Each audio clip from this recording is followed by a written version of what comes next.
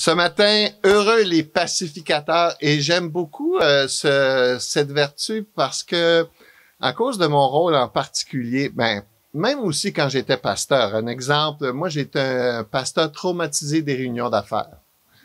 Quand on avait des réunions d'affaires, je détestais les réunions d'affaires parce que j'avais toujours peur que ça vire au cauchemar, que la chicane pogne dans l'église. Et même quand ça allait bien, je finissais traumatisé pareil parce que c'était dans ma tête, dans ma bulle. Et aujourd'hui, je suis directeur général de 79 églises et j'ai le même défi parce que je suis toujours préoccupé par l'unité. Écoutez, c'est une vraie guerre spirituelle là, dans laquelle on est tellement peu nombreux. Hein? On est en bas d'1%, puis ça continue de diminuer. On grossit pas, ça diminue. On est dans une guerre spirituelle, puis on va chicaner Cyclone. On a bien plus besoin de serrer les coudes que de chicaner. Et je sais, des fois, c'est tough. C'est pour ça que c'est tellement important, ces études-là, parce qu'il y a des fois, il y a des gens qui font des choses qui sont pas correctes. Mais si on concentre nos regards sur ces personnes-là, sur ces situations-là, c'est sûr qu'on va vivre, on ne sera pas heureux. Mais si on exerce les conditions et les promesses que Jésus nous donne, bien, on peut expérimenter autre chose. Alors, ce matin, heureux les pacificateurs. On vit justement dans un monde de provocateurs, un monde de conflits. Hein? En 1968, excusez l'âge de mes statistiques, c'est parce que c'est une série que j'ai faite ça fait longtemps. Là. Non, c'est pas à cause de ça, c'est parce que il faut que je trouve les statistiques, puis des fois, là, je veux pas passer 40 heures pour trouver des statistiques. Mais en 68, dans un journal, ça disait que 14 553 guerres ont été connues depuis l'an 36 avant Jésus-Christ, jusqu'à aujourd'hui. Quand même quelque chose. Depuis 1945, il y a eu plus de 70 guerres et plus de 200 manifestations. Depuis 1958, plus de 100 nations ont été impliquées dans un conflit armé. Dans une autre source, au travers de 4000 ans d'histoire, il y aurait eu moins de 300 années de paix mondiale.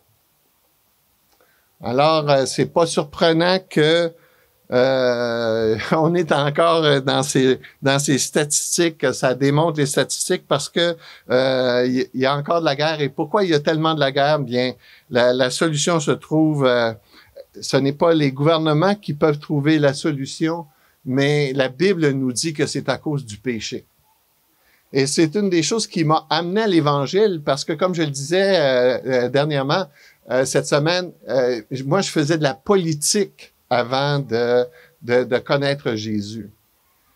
Lorsqu'il y avait des 7e années, j'étais la dernière année qu'il y a eu des 7e années, je suis rentré dans la cour d'école avec une affiche. Écoutez, là, j'ai 12 ans. Avec une affiche, le Québec aux Québécois. À 13 ans, première élection du Parti québécois, je faisais du porte-à-porte. J'haïssais les Anglais. C'est pas compliqué. Et c'est pour ça que je parle tellement mal anglais. C'est que quand ça a été le temps d'apprendre l'anglais, je ne l'ai pas appris comme du monde, puis aujourd'hui, je parle comme une vache espagnole. Mais quand j'ai commencé à lire la Bible, puis à lire le livre de l'Ecclésiaste, premier livre que j'ai vraiment lu de la Bible, livre philosophique, livre qui décrit tellement bien le monde. Vanité, des vanités, tout est vanité. Le jour se lève, se couche, c'est pareil. Et là, je dis, aïe, aïe! Il a compris. Puis c'est ça qui m'a amené vers d'autres passages de la Bible. J'ai dit, si lui, il a raison comme ça, là, ça se peut-tu que les autres passages dans la Bible, ils ont raison? Et ce que j'ai compris, c'est ce que Matthieu 15, verset 19 nous dit. Car c'est du cœur que viennent les mauvaises pensées, les meurtres, les adultères, les impudicités, les vols, les faux témoignages, les calomnies. Les problèmes entre les Anglais puis les Français. C'est pas un problème de langue, c'est un problème de cœur. Alors, tu as beau développer des chartes comme la loi 101, défendre tes droits, puis je sais pas que je suis contre la défense du français, mais personnellement, la meilleure façon de défendre le français, c'est dans la maison. Enseigner à vos enfants à écrire le français comme du monde, puis à valoriser cette langue native. Mais je crois quand même aussi que ça prend certaines lois, mais foncièrement, quand même, tu mettrais toutes ces lois-là. Si tu touches pas le cœur, c'est juste en surface. Et c'est pour ça que la plupart des démarches pour la paix à travers le monde, ce sont des démarches de surface. Ça touche pas le cœur. Les règles touchent pas le cœur. Les lois touchent pas le cœur. Ça fait juste les encadrer, ça fait juste les limiter. Mais les symptômes sont beaucoup plus profonds. Et c'est pour ça que quand je suis devenu pasteur, dans le fond, moi qui voulais changer le monde, je pouvais pas avoir meilleur job pour changer le monde que d'être pasteur. Parce que je travaille au niveau du cœur. Je travaille au niveau de la racine des problèmes. Et s'il y a quelque chose... Et c'est pour ça que j'étais tellement motivé pour servir Dieu, puis que quand Dieu m'a appelé au ministère, je voulais tellement aller, parce que moi, je voulais changer le monde d'un cœur à la fois. Et c'est pour ça que je suis tellement bouleversé que l'Évangile progresse pas beaucoup, parce que moi, je veux toujours voir des hommes et des femmes transformés par l'Évangile. Parce que c'est ça la solution, c'est l'Évangile. L'homme n'a pas besoin de changement ou d'une amélioration de l'homme naturel, mais il a besoin d'un changement spirituel dynamique du cœur. En souvenez-vous, les problèmes horizontaux trouvent leur origine dans la verticale. Les problèmes de couple à l'horizontale trouvent leur solution dans la verticale. Il n'y a pas d'autre voie. Autrement, c'est juste des voies temporaires. Comme je le disais tantôt, c'est comme on règle en surface. Mais si on veut régler des problèmes de fond, quand je vous disais qu'après 10 ans de mariage, là, Dieu a fait un wake-up call dans ma vie, ça a été un changement profond dans mon propre cœur. Un peu comme l'Évangile.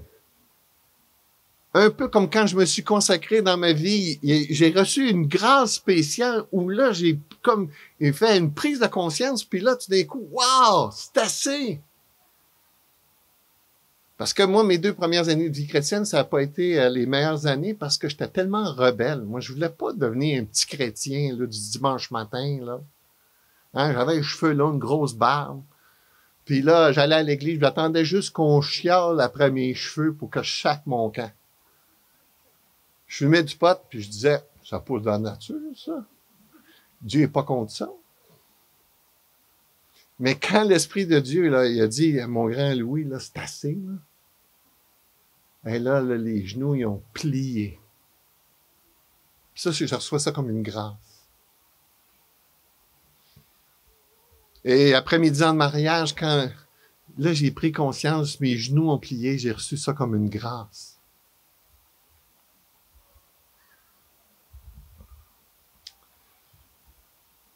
Imaginez, heureux ceux qui procurent la paix, car ils seront appelés fils de Dieu.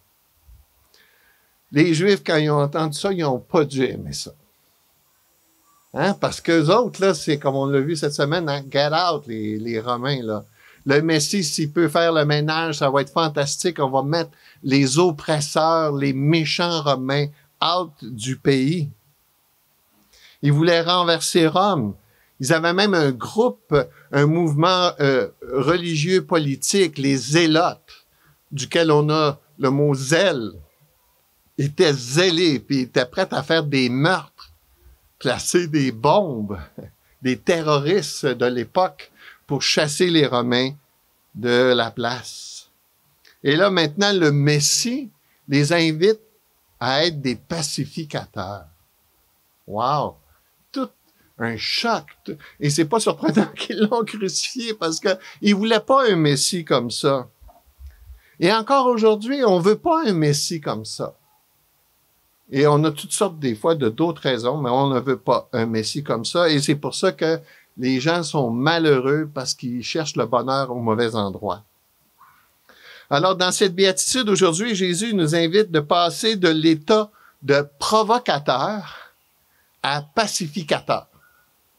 Dans notre nature humaine, on est des provocateurs. Et croyez-moi, je suis un spécialiste là-dedans.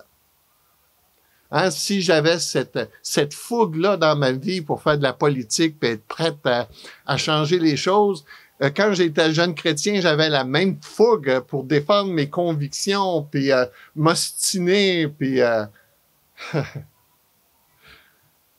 et j'étais un peu du genre, vous savez, là, quand les deux disciples ils disent à Jésus, veux-tu qu'on invoque le feu dans le ciel pour que ça règle leurs problèmes, là? C'était un peu de ce genre-là. Mais Dieu était gracieux.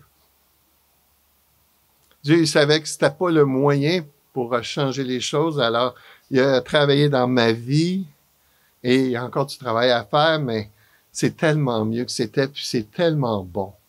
Comme on a parlé hier, hein, quand Jésus, il travaille, pas hier, enfin, quand on a parlé du cœur pur, on a vu ensemble que quand on a réglé ce problème-là du péché, c'est la vraie liberté.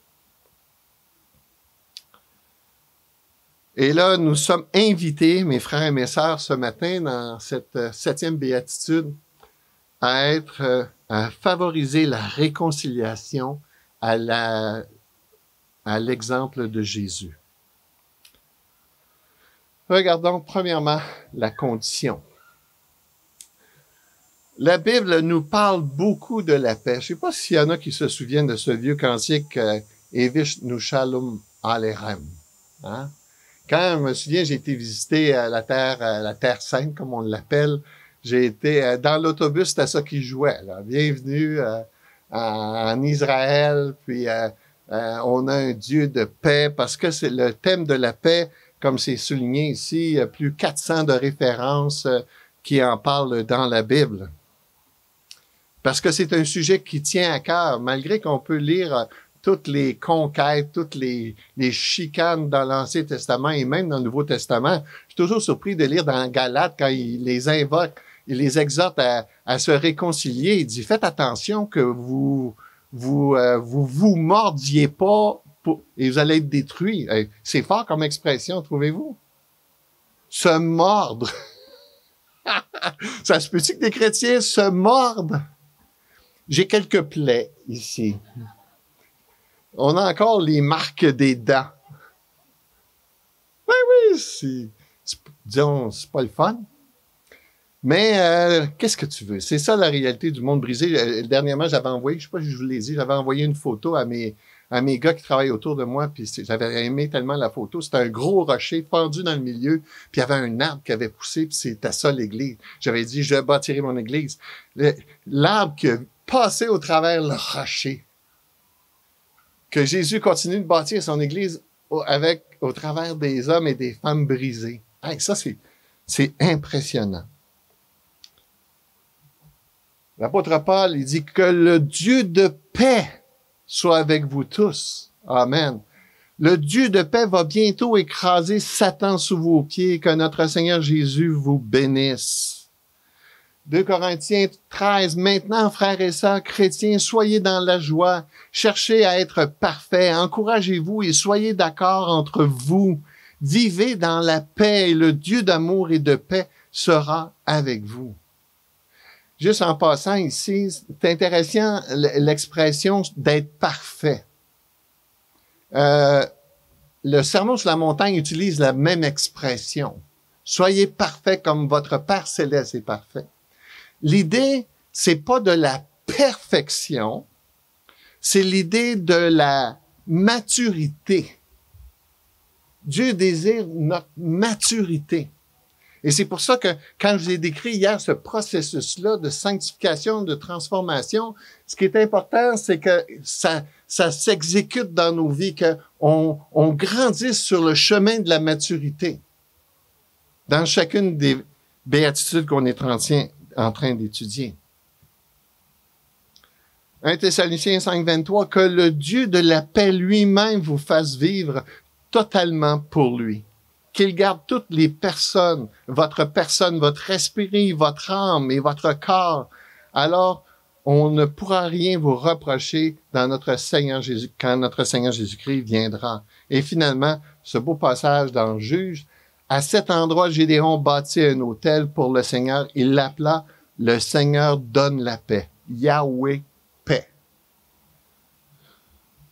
Donc, l'histoire de l'humanité débute dans un beau jardin où la paix existe. C'était un endroit fantastique, mais à cause du péché, le monde a perdu sa paix. Mais heureusement que le Messie est venu restaurer la paix dans l'origine. De la même façon que dans le mariage, la relation d'Adam et Ève, là, c'était une relation parfaite. Ève était parfaite. C'était cool. Pas de chicane, pas de murmure, pas... Tu sais, parfait. Puis Adam, il était vraiment cool. Et là, le péché est venu, puis la relation s'est scrappée. Adam domine sur Ève. Puis Ève avait contrôlé Adam. Mais en Christ est en train de rebâtir dans nos mariages chrétiens la relation d'origine dans le jardin. L'Apocalypse termine l'histoire de l'humanité par la restauration de la paix, par le prince de la paix. La paix caractérise les relations de Dieu avec l'homme. L'idée que l'homme se fait de la paix est l'idée de cesser de lutter, de se compromettre, de reposer ses bras et de joindre ses mains. Mais comme je l'ai mentionné ici, c'est juste en surface. Parce que la paix dont Jésus parle, c'est une paix qui est différente. Dans Jean 14:27, il nous dit, « Je vous laisse la paix, je vous donne ma paix. Je ne vous donne pas comme le monde donne. Que votre cœur ne se trouble point et ne s'alarme point. Je vous donne ma paix et je ne donne pas comme le monde donne. » Donc, la paix de Dieu dans la vie du croyant est différente. Le plus de paix que l'homme peut offrir, c'est une trêve, une cessation temporaire des hostilités. Par contraste, la paix de Christ est un sentiment intime de confiance dans l'amour et la souveraineté de Dieu. Regardez bien ces deux derniers éléments. C'est la paix du croyant est construite sur la confiance qu'il a dans l'amour et en Dieu et dans la souveraineté de Dieu. Ça change toute la perspective. Vous vivez des événements difficiles, vous êtes bousculés, vous vivez des conflits. Bien, dans la perspective de Dieu, dans la souveraineté de Dieu, comme dans Romains 8:28, il dit « Toute chose concourt au bien de ceux qui aiment Dieu ». Donc, c'est comme, j'ai confiance de ce que tu es en train d'accomplir dans ma vie, Seigneur. C'est difficile, c'est souffrant, mais je te fais confiance. Je sais que tu m'aimes. Tu me laisses pas passer au travers ces événements-là par pur plaisir, pour le fun, parce que tu veux me faire du tort. Non, non, non. Tu es en train de développer quelque chose dans ma vie, dans mon caractère, et tu me dis que ça va être bon pour moi. Donc, faire confiance à Dieu, faire confiance à l'amour de Dieu. Romains 5:1. Étant donc justifiés par la foi, nous avons la paix avec Dieu par notre Seigneur Jésus-Christ. Jacques 3:17. La sagesse d'en haut est premièrement pure, ensuite pacifique, modérée, conciliante, pleine de miséricorde et de bons fruits, et exempt de duplicité, d'hypocrisie.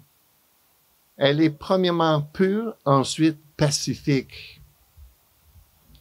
Et comme c'est le cas avec l'amour, c'est Dieu qui est la source de la paix.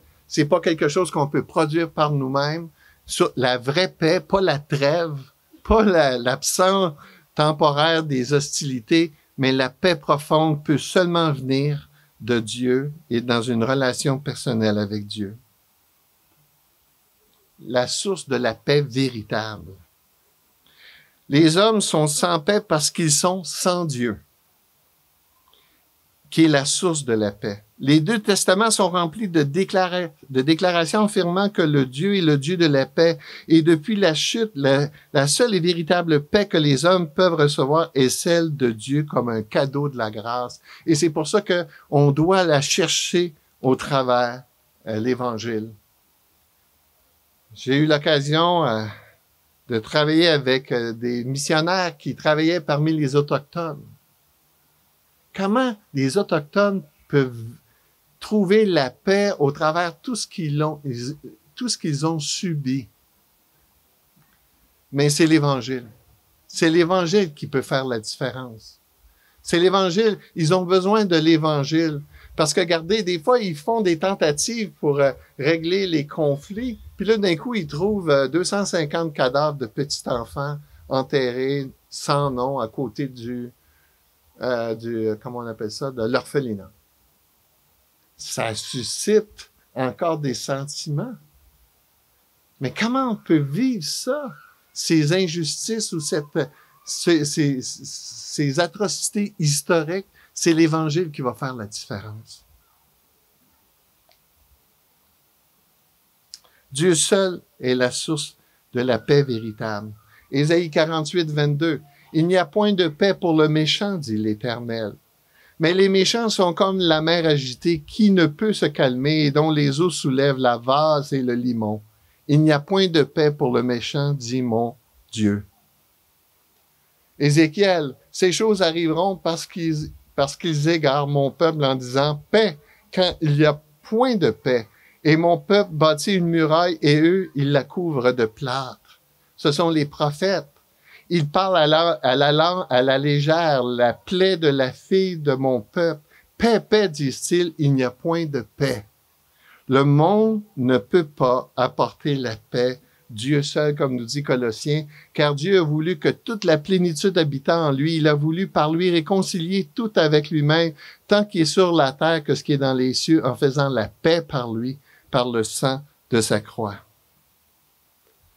Voyez-vous, c'est comme l'amour. C'est pour ça qu'on a vu hier un Jean chapitre, plusieurs passages dans l'évangile dans l'épître de Jean, la première épître, qui nous dit que celui qui a connu Dieu aime.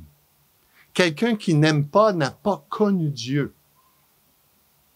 Et dans les béatitudes, et c'est là, heureux les pauvres en esprit, c'est là que ça commence, c'est là que ça se passe, premièrement, dans une réconciliation avec Dieu. C'est pourquoi le croyant justifié par la foi a la paix avec Dieu, et parce qu'il a la paix avec Dieu, il peut avoir la paix avec les hommes.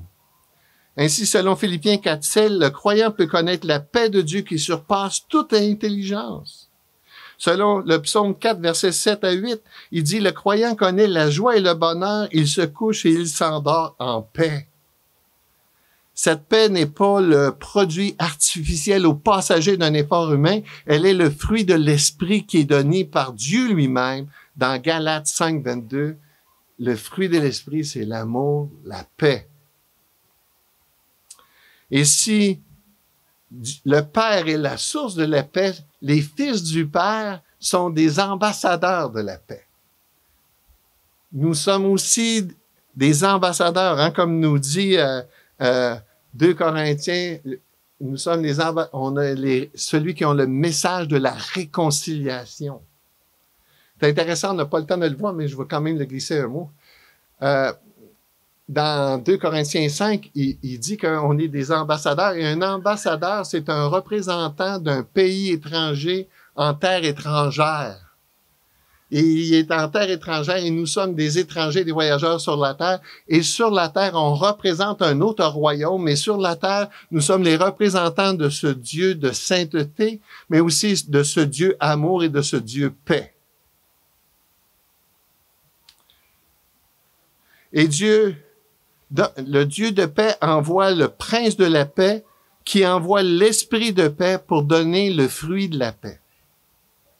L'expression de ceux qui procurent la paix est composée de deux mots. Le mot grec il est utilisé par paix et créer la paix. Et j'aime tellement ce mot-là parce que quand je l'ai étudié, j'ai découvert que créer la paix, c'est comme le travail d'un artisan. Vous savez, c'est quoi un artisan pour ceux qui ont déjà été au salon des artisans? Ce sont tous des gens qui travaillent certaines matières et qui construisent quelque chose de beau. Hein, c'est des artisans, ils créent. Mais nous, on est aussi des artisans. C'est pour ça que dans notre association, on a un ministère qui s'appelle Artisans de paix. C'est des personnes qui travaillent pour créer la paix dans les relations. Nous sommes des faiseurs de paix. Ou nous sommes invités à être des faiseurs de paix.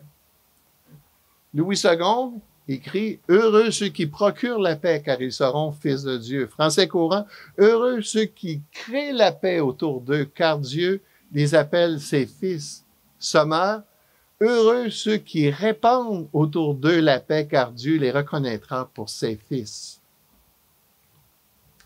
Il est question beaucoup plus qu'un simple sentiment de paix. C'est quelque chose de profond, quelque chose qui vient de Dieu et qu'on partage autour de nous. Ça, c'est bien beau, mais c'est pas toujours comme ça. En principe, à quelle heure je dois finir? Là? Il me dit 15 minutes de plus. Hein? Donc, ça veut dire 45. Il y a ce qu'on appelle l'antithèse du pacificateur. Parce que c'est pas comme la paix à tout prix ou la paix en négligeant d'autres choses. Hein. C'est comme les attributs de Dieu. L'attribut de la sainteté de Dieu va pas à l'encontre de l'amour de Dieu. L'amour de Dieu va pas à l'encontre de la paix de Dieu. La paix de Dieu va pas à l'encontre de la toute-puissance de Dieu. Donc, des fois, on peut pas toujours apporter la paix. Des fois, on amène le trouble. Ne croyez pas que je sois venu apporter la paix sur la terre. Bon, voyons, là, il nous dit qu'on est des pacificateurs, puis là, il nous dit qu'on n'apporte pas la paix. Je ne suis pas venu apporter la paix, mais l'épée. Bon, car je suis venu mettre la division entre l'homme et son père, entre la fille et sa mère, entre la belle-fille et sa belle-mère, et l'homme aura pour ennemi les personnes de sa maison. Wow! Comment on comprend ça? Bien, c'est simple. Je dis c'est simple. C'est que ce qu'on voit ici dans ce que Jésus nous enseigne, c'est pas que on est en conflit parce qu'on a provoqué le conflit. Comme Jésus lui-même n'a pas provoqué les conflits, il a été juste lui-même, puis il a partagé qui était son père, puis ils n'ont pas aimé ça. Et des fois, de partager qui nous sommes et ce qu'on croit, c'est ça qui arrive. Moi, dans ma famille, une famille de 8 enfants, je ne peux pas parler de Dieu. Même ma mère, avant qu'elle meure, a dit, Louis, tu sais, là, il faut pas que tu parles de religion dans la famille.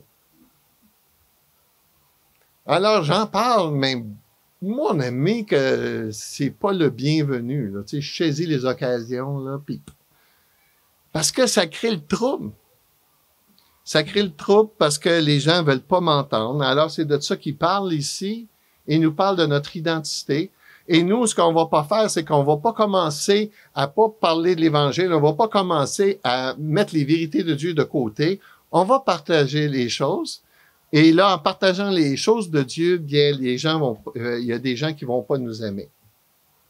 Mais c'est très différent, cela, que il y a des chrétiens qui disent, je suis persécuté, mais bateau, ils ont tellement mauvais caractère à leur job que c'est pour ça qu'ils sont persécutés. C'est pas parce qu'ils sont chrétiens. Il y aurait besoin d'un coup de pied dans le tibia, comme j'ai frappé mon cher ami à l'église. C'est tais-toi! C'est un peu ça que j'ai haï de Facebook, parce que sur Facebook, j'hésite toujours de mettre des choses, parce que des fois, il y a des chrétiens qui réagissent, puis là, je dis, tais-toi!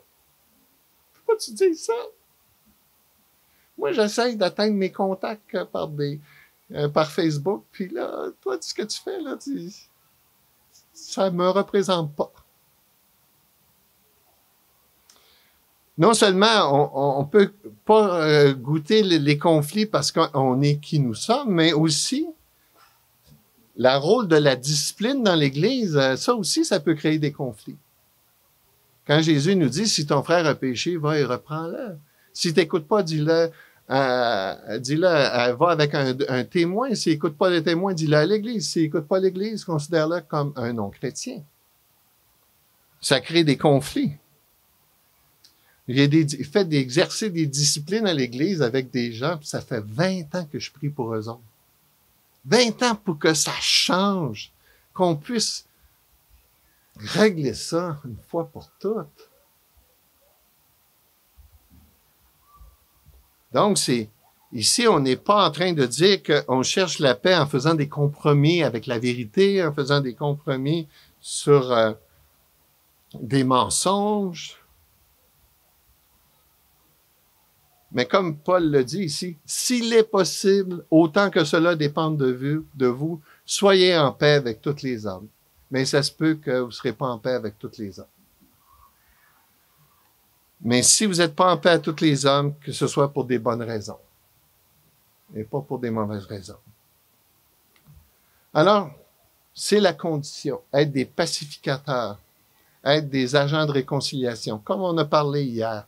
Dans notre milieu de travail, à l'école, quand on entend des jeunes qui bitchent les autres, là, on participe pas à ça, même on les reprend. Pourquoi vous faites ça? Ceux qui sont bullies, comment on dit ça en français? Ceux qui sont intimidés. Hein? Les chrétiens, il faut les défendre, ces gens-là. Il ne faut pas se taire. Parce qu'on est des pacificateurs. Maintenant, eux, la promesse, ils vont devenir fils de Dieu. Donc, naturellement, heureux. Je ne vais pas répéter ce que j'ai déjà enseigné sur ça, mais c'est l'idée ici vraiment d'un sentiment de satisfaction, de bien-être, de bénédiction que Dieu nous donne. Mais la deuxième aspect de la bénédiction, c'est que tu seras un véritable fils de Dieu. Non seulement tu seras heureux, mais tu vas agir comme ton Père dans les cieux. Sera appelé ici signifie reçoit. Je l'ai écrit. Sera appelé reçoit le nom de ou de qui est de ou encore reçoit la nature de. C'est l'idée que on va être comme Dieu. On va être comme Jésus. On va marcher comme Jésus. On va parler comme Jésus. Parce que Jésus nous habite et que sa vie transcende nos vies. Ils vont voir Jésus en nous. On va ressembler à Dieu. Dieu qui est l'auteur de la paix et tous ceux qui travaillent à la vraie paix sont comme lui et sont dignes d'être appelés ses enfants. Il y a comme un contraste entre deux royaumes dans le monde. Dans l'un d'eux, le monde, celui qui reçoit plus d'honneur et d'estime est considéré comme un fort et un guerrier, mais sous le règne messianique, l'honneur est donné aux pacificateurs, à ceux qui provoquent la paix entre les ennemis. Martin Lloyd-Jones a écrit « Le pacificateur est un enfant de Dieu et Dieu est même son Père. Il a le caractère de son Père. Et quand nous devenons des pacificateurs, nous devenons plus comme notre Père dans le ciel. Les pacificateurs font ce que leur Père a fait. » Barclay et Moffat a dit « Car ils seront classifiés », et il traduit cette promesse-là, « ils seront classifiés comme les fils de Dieu. » Phillips, « car ils seront reconnus comme des fils de Dieu. » On va pas dire, hey, ça, eux autres, là, ils connaissent vraiment Dieu. Hey, ils sont comme Jésus. Hein? Chrétiens, ce sont des petits Christ. C'est fantastique. Être pacificateur, c'est d'agir en chrétien. C'est d'agir en enfant de Dieu, c'est d'agir comme Dieu. En contraste, une personne qui est irritable, constamment querelleuse, qui offense et qui provoque constamment son prochain, n'agit pas comme un enfant de Dieu. Il agit en rébellion contre Dieu. Alors, rapidement, comment pouvons-nous devenir des pacificateurs? Premièrement, comme je l'ai mentionné tantôt, on a reçu le ministère de la réconciliation. Si quelqu'un est en Christ, il est une nouvelle créature. Les choses anciennes sont passées, voici toutes choses sont devenues nouvelles. Et tout cela vient de Dieu, qui nous a réconciliés avec lui par Christ et qui nous a donné le ministère de la réconciliation. Alors, comment on va développer le ministère de la réconciliation? Premièrement, prenez le temps d'examiner vos attitudes et vos comportements. Attitude, c'est non-verbal. Comportement, c'est l'action. Comment vous agissez à l'égard du monde qui est autour de vous? Comment vous agissez à la maison? Je parlais cette semaine avec une sœur qui travaille avec des jeunes et là, elle dit, ils viennent de des foyers chrétiens et là, des fois, wow, c'est weird ce que j'entends. Est-ce que, j'y ai dit ça, je dis, je te comprends parce que j'ai dit, la maison, c'est le laboratoire de la vie. C'est un endroit où, et c'est pour ça d'ailleurs quand on parle des qualifications d'un ancien, il parle à 2 reprises des qualifications à la maison. Parce que c'est à la maison qu'on apprend les choses. En principe, quand vous pensez à un pasteur, et what you see is what you get. Ce que tu vois à la maison, c'est que ce que tu vas voir à l'église. Ce que tu vois à l'église, c'est ce que tu vois à la maison. Et ce qu'on devrait voir à la maison, c'est est-ce qu'il a les attitudes et les comportements d'un pacificateur. J'ai enseigné souvent les cours sur la famille à une centaine de familles à l'église. Hein. J'expliquais que, messieurs, de la façon dont tu traites ta femme, tu es en train de donner un modèle de confiance ou de non-confiance en tes enfants. Parce que tes enfants, quand ils regardent comment tu traites ta femme, il va dire, il peut prendre soin de moi. Regarde comment il prend soin de maman. Il dit pas ça. Mais c'est ça qui se fait comme raisonnement dans sa tête. Alors, à la maison, est-ce que j'ai des attitudes et des comportements de querelleur ou de paix? À l'église, au travail, à l'école.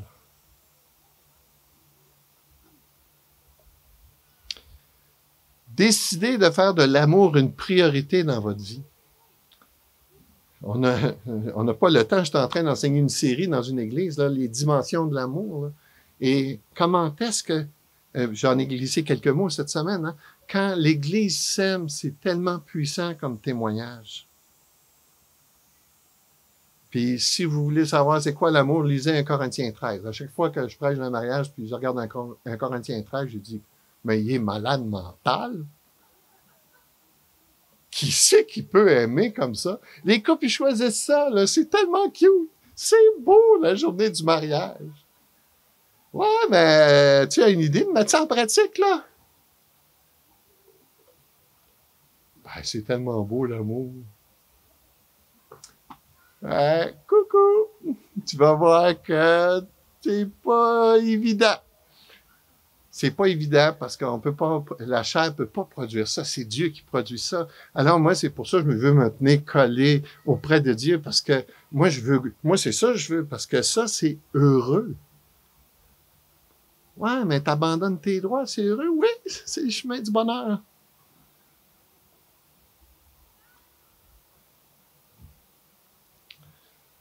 Troisièmement, prenez le temps et faites une étude approfondie des principes qui doivent régir vos relations interpersonnelles. Prenez par exemple juste Éphésiens chapitre 4 qui parle de la langue. Qu'est-ce qu'on fait avec la langue? Comment la même bouche peut bénir puis maudire? Oh. Il y a tellement de travail à faire. Et étudiez Romains chapitre 12 à 16 qui parle des relations. Les 11 premiers chapitres sont des chapitres doctrinaux. Il parle de la grandeur de l'Évangile, de la beauté de l'Évangile, la profondeur de l'Évangile. Et là, d'un coup, il arrive au chapitre 12, bang! Il arrive dans la mise en pratique. Ainsi donc, et le début, la petite conjonction entre le chapitre 11 et le chapitre 12. Après avoir tout entendu ces choses-là, offrez vos corps comme un sacrifice vivant, saint et agréable à Dieu, ce qui sera de votre part un culte raisonnable. Wow! Puis là, il continue. Puis après, il parle des dons spirituels, puis il parle des relations dans l'Église, de l'unité dans l'Église. Ça a un impact sur nos vies pratiques.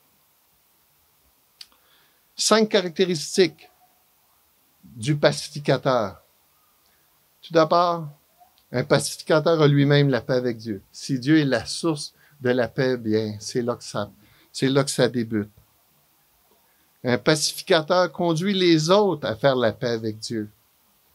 C'est un ambassadeur. Un pacificateur aide les autres à faire la paix avec les autres. Un pacificateur cherche un point d'entente. Vous savez, c'est quoi un point d'entente? C'est que ça se peut qu'on soit pas tout à fait d'accord. Ça, j'ai eu bien de la misère à comprendre ça dans ma vie. Parce que moi, j'ai toujours vu la vie avec des lunettes bleues. Puis là, ma femme, elle a des lunettes roses. Puis là, c'était difficile pour moi de dire, non, non, gars, regarde, c'est bleu, là. Non, non, non, c'est rose. Ouais, ouais. OK. Ça se peut que des fois, c'est rose. Mais la plupart du temps, c'est bleu. Mais c'est ça. Dernièrement, mes amis autour de moi, mon équipe, m'ont fait un compliment. On dit, hey, Louis, t'es bon pour mettre tout du monde qui ont des opinions différentes ensemble puis qui ont des âges différents. Je dis ça à ma femme. Hein, tu sais, la petite voix là, qui me parle, là, vous savez, là, qui dit comment t'es bon. Là. Puis là, elle dit, je comprends que t'es bon là-dedans. Je dis, pourquoi tu dis ça? Ben, elle dit, ça fait 43 ans que tu vis avec moi. Parce qu'elle est tellement différente de moi que j'ai appris de elle à voir avec les lunettes roses. Là, mon défi, c'est pas juste de voir avec des lunettes roses, mais de trouver que le rose est beau.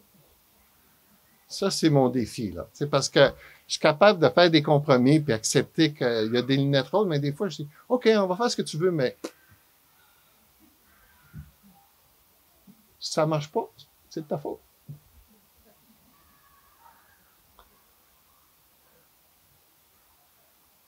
Mais que professant la vérité dans la charité, nous croyons tous égards dans celui qui est le chef, Christ.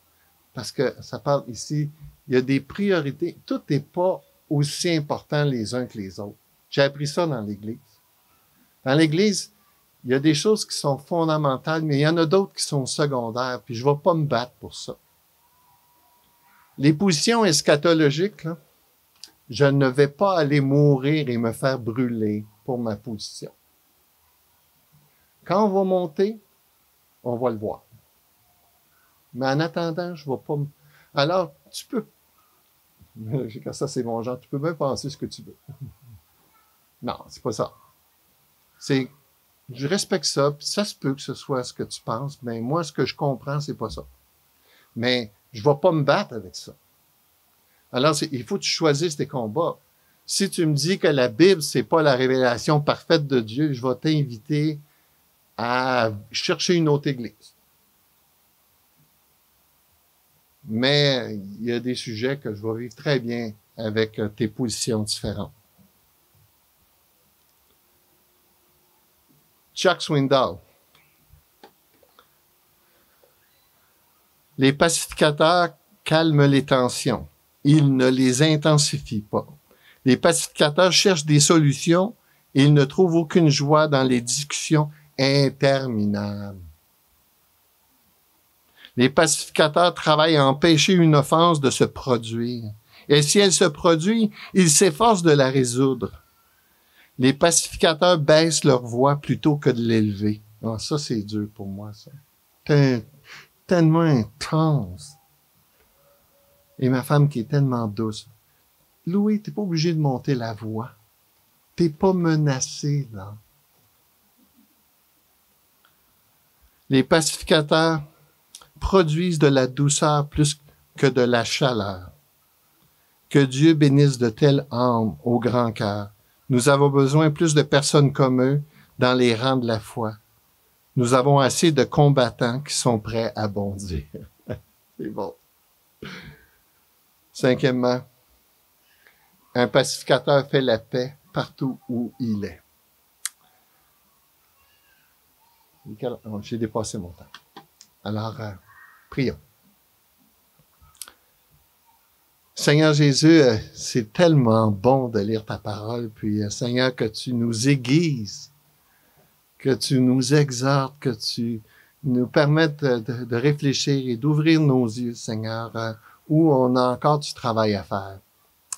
Seigneur Jésus, ma prière, c'est que les couples ici puissent être des pacificateurs. Je te prie, Seigneur, pour que les chrétiens soient des pacificateurs. Je te prie pour les jeunes qui sont à l'école, qu'ils soient des pacificateurs. Je te prie pour ceux qui travaillent, qu'ils soient des pacificateurs. Jésus, qu'on puisse nous reconnaître partout où on va et que les regards puissent être tournés vers toi, qui est la source de la paix, la source de l'amour. Merci, Jésus, d'être notre Dieu, notre grand Dieu, notre Sauveur bien-aimé. Dans le nom de Jésus, Amen.